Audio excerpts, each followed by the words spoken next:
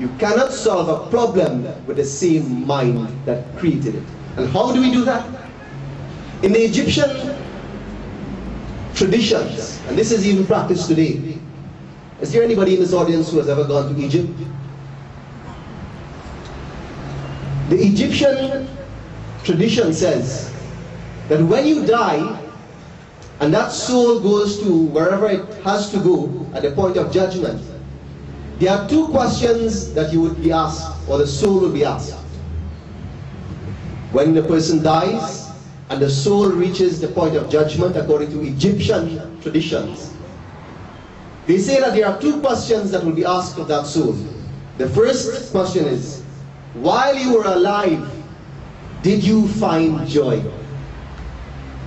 While you were alive, did you find joy or happiness? And the second question that will be asked, that will determine where you go in the afterlife, is, did you bring it? When you were alive, did you find joy is the first question. And the second question is, did you bring that joy with you at this point? And those two questions are very pertinent to our discussions as human beings in the alive state that we are in now. Where do you find joy? Where do we go to find joy? You know, in India, for those of us who have been there, this week I was having a conversation with a friend. And the person said, Krishan, in my trip to India, it is the first time in my life, having lived 40 plus years, that I have seen so much poverty in any land. And my response to that was, I have been to India many times as well, but I have not, and I still don't recognize the poverty that you speak of. And he said, are you crazy? Isn't it obvious? All these people walking bare feet, where they live in very small homes, and their medium, the way that they provide for themselves is to walk maybe 2-3 miles to a piece of land where they practice gardening and they live out of agriculture of the land. Don't you think that they're poor? And I said to him, people like that only know that they are poor when you tell them they are poor. Because I am sure if you interview many of those people who you think are poor, they may be experiencing or living a lower standard of living. They may be experiencing a lower standard of living, but their quality of life may be better than yours and mine, who have a good job and a car and a house and the comforts that money can buy. And he thought for a while, but I still think they are poor. And I said to him, that is to your detriment.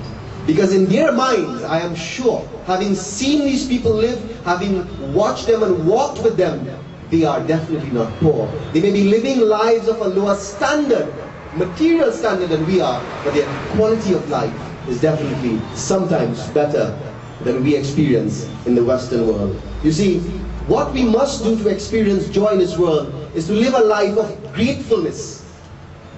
Panditji says, let gratitude be our attitude. And when we let gratitude be our attitude, we live a life where we are grateful for everything that we have. And today, when we look at the reasons why we become sad or experience sorrow, we should remind ourselves that it is an unnatural state of being. When we talk about experiencing joy, we often associate it with being on purpose in life. Very often I have conversations with people when we talk about the concept of dharma and being on purpose. And I often hear the question, but Babs, how do I know that what I am doing, I am on purpose?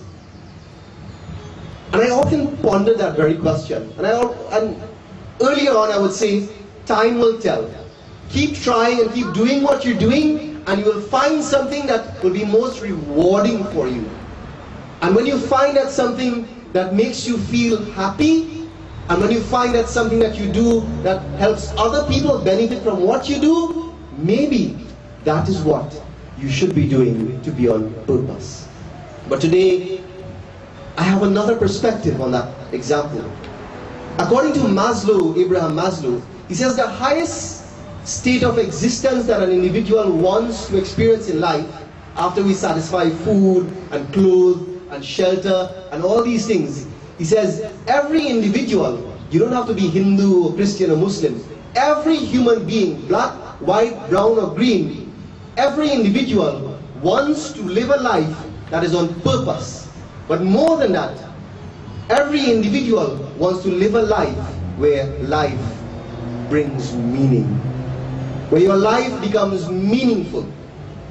But how do you know that your life is meaningful? How do you know that your life is on purpose? And today, I would like to suggest to you, your life becomes purposeful and your life becomes one that is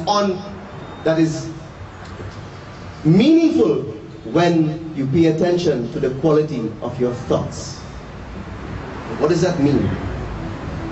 If you are refusing to pursue happiness, you have that choice. But you also have another choice, where when the events take place in your life, you have that choice to bring happiness to things that you undertake. It simply says that if you go about your life, the events and the circumstances that happen to you, you may not have any control over, but you do have a choice on what type of thoughts you bring into your mind to respond to the events that come into your life.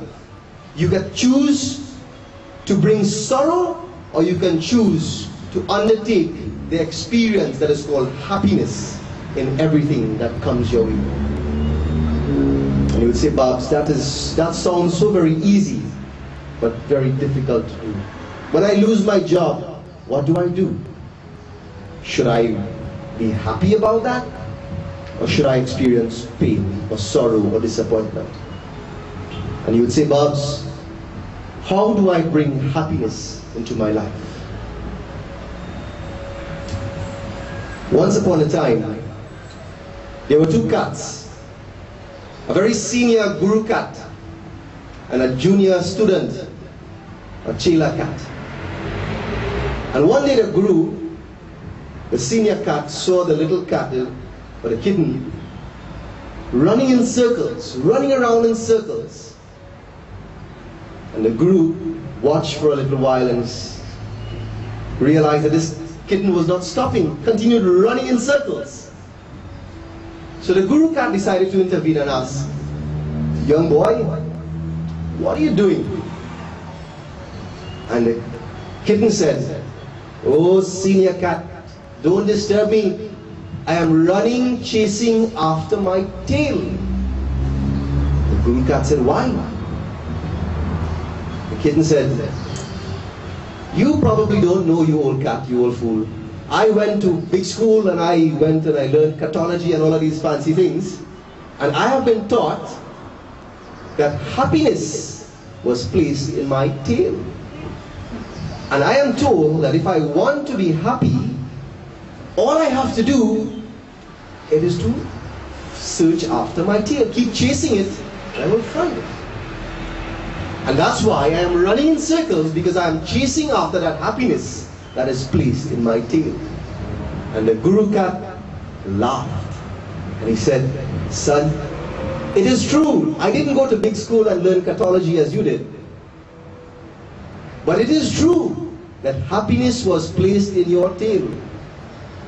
But the secret of finding or experiencing happiness, it is not by chasing after your tail, because you will never catch it.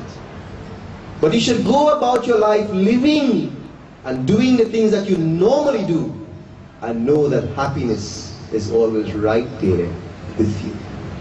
Happiness is in your tail, but if you chase after it, you will be focusing on the search. You will lose your efforts focusing on the search for happiness that you will never find.